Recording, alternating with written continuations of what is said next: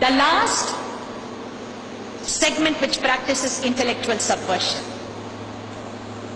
I particularly hold a very significant section of the IIT pass-outs who have relocated in the United States for this intellectual subversion.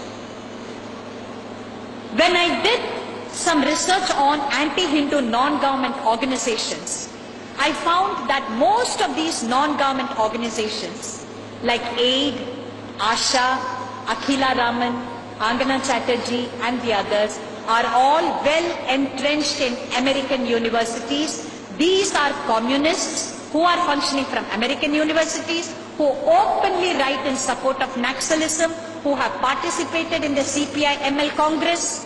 Mahashweta Devi, Arundhati Roy, Praful Bidwa, you name them, they have links with Naxal, and they are all well entrenched either in American universities or encouraged by Indian communists from American universities. And a very large section, significant number, are IITians. Raju Rajagopal is an IIT, Ram Puniyani is IIT, Sandeep Pandey is IIT, Balaji Sampath is IIT. There is a significant IIT component, the intellectual elite, moving into intellectual subversion.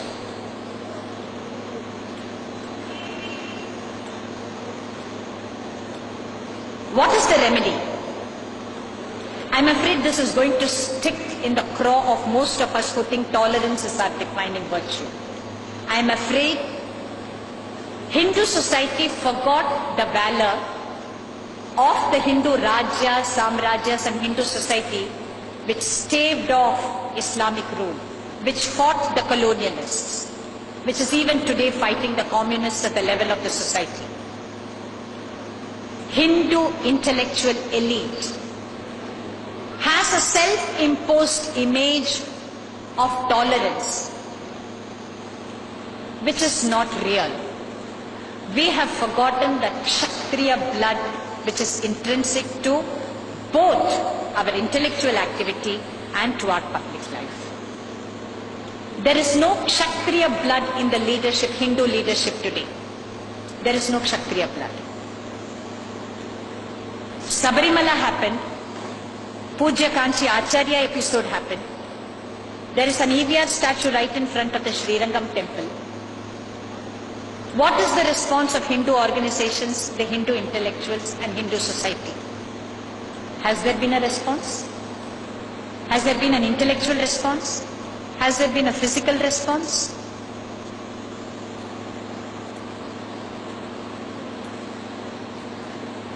There are very, very highly respected voices from amongst the Hindu community which is actually saying we have no objection to the EVR statue anywhere in Srirangam, just not in front of the temple. We have forgotten the concept of temple town. The whole town is a temple.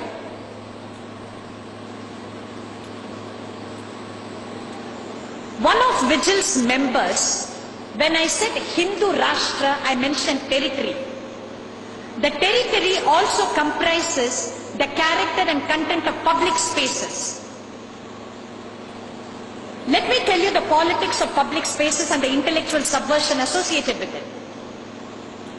In 1900, the Pope came to India 2 days before Deepavali, I think in 1999, and he declared his intention of planting the cross in Asia in the 3rd millennium. The first victim of the church planting mission in Asia is South Korea. In 1900, South Korea was less than 1% Christian. In the 1970s, it was around 18.5% Christian. In 1990, it is 40% Christian. Just as what is happening to Kerala. I think in Kerala, according to somebody with whom I travelled by train, slightly over 50% is Hindus. The rest is all gone. Seoul city, from the heart of Seoul city to Seoul airport, is a 20-kilometer stretch. On either side of this 20-kilometer stretch, At every 3 feet, there is a towering church at every 3 feet. And these are not the small Christian prayer houses with the asbestos sheet or attached roof. These are towering churches in the heart of Seoul to the Seoul airport. Scores of churches completely disproportionate to the Christian population or the numbers of those who come to congregate in these churches. Then why are they standing there? Public spaces. The churches are standing there as a symbol of subjugation, as a symbol of dominance, as a symbol of money power, that I will occupy your public space. The presence of E.V. Ramasamy Naicker, I am 100% sure it is Christian money which has gone into the Dravida Kazhagam, which has instigated them to plant EVR statue in front of the Rajagopuram. The land was allotted to them in 72. From 72 till this day, they did not dare to plant the statue there. There was continuous Hindu resistance. All of a sudden, how did they get the courage or the money to go and plant it? They did it in 2007. Soon after the Kanchi Acharya issue. Soon after the Sabarimala issue. Soon after we showed them, you can keep on rubbing our noses in the dirt. The Hindu community is incapable of any kind of Kshatriya response. Towering churches in Seoul. You enter the Tambaram railway station by train. There is this huge cement pillar. On this huge cement pillar, there is a huge Jesus Christ standing like this. When you enter from a train, this is the first thing that you see. Yesterday I was horrified when I came to the Madras Central Station. I think this must have come up about a month ago. I'm entering the Madras Central Station. Right beneath the bridge, a huge cement pillar, a huge Jesus Christ outside the Central Station standing like this. Occupation of public spaces. This is a political intent. This is not a religious intent. I am dominating you. I am subjugating you. Do we have the sense to see this? I am told that the EVR statue in front of the Srirangam temple is not the only perversion. I believe on the Thiruvananthapuram beach there is a Devi temple. And right in front of the Devi temple, there is a 50-foot sculpture of a naked woman. Not far from the temple, there is also a church and a mosque. But this naked woman is standing not in front of the church or the mosque, but only in front of the temple. So when the communists speak of atheism, when the Dravidians speak of atheism, they don't speak of anti-Muslim God or anti-Christian God. It is only anti-Hindu. I disagree with Udayan Nambudiri ji when he talks about Islam. Islam is a threat which you see as a sword against which we still do not have weapons. Christianity is cancer. It invades your body with sweet words. It tells you, I am a part of you, and then eats you away.